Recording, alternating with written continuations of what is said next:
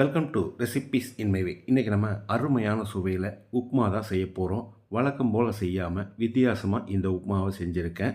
எல்லாருமே விரும்பி சாப்பிட்ற மாதிரி இதை எப்படி செய்கிறது, இதுக்கு தேவையான பொருட்கள் என்ன பார்க்கலாம் வாங்க. வானலியில் 3 டேபிள் ஸ்பூன் எண்ணெய் ஊற்றிக்கலாம். 1 டீஸ்பூன் கடுகு, 2 டீஸ்பூன் கடலைப்பருப்பு, 2 கொத்து கறிவேப்பிலை, மீடியம் சைஸில் 2 பெரிய வெங்காயம் பொடியாக நறுக்கினது, 1 இன்ச் அளவுக்கு இஞ்சி பொடியாக நறுக்கினது, 3 பச்சை மிளகாய் பொடியாக நறுக்கினது, 1/4 கப் அளவுக்கு நறுக்கின பீன்ஸ், 1/4 கப் அளவு நறுக்கின கேரட். 1 நிமிஷம் இதை நல்லா வதக்கி விட்டுறலாம்.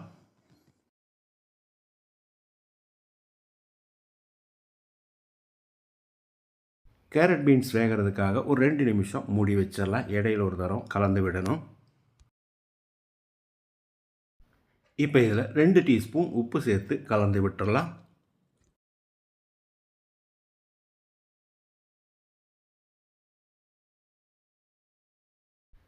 உப்பு சேர்த்து கலந்து விட்ட பிறகு ரவையை போட்டுக்கலாம். 1/2 கப் ரவை எடுத்திருக்கேன்.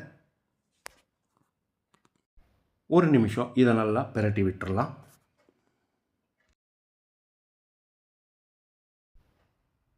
இப்போ ஸ்டவ்வில் தீயை குறைச்சி வச்சு 2 கப் அளவுக்கு பால் ஊற்றிக்கலாம். காய்ச்சி ஆற வச்ச பால் தான்.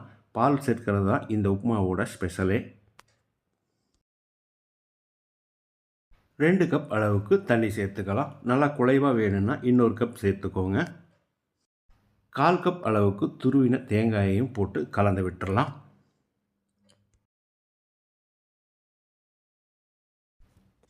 இதில் நான் 1/2 டீஸ்பூன் சர்க்கரை சேர்க்கிறேன். நீங்கள் விருப்பப்பட்டால் சேர்த்துக்கோங்க, இல்லைனா விட்டுடலாம்.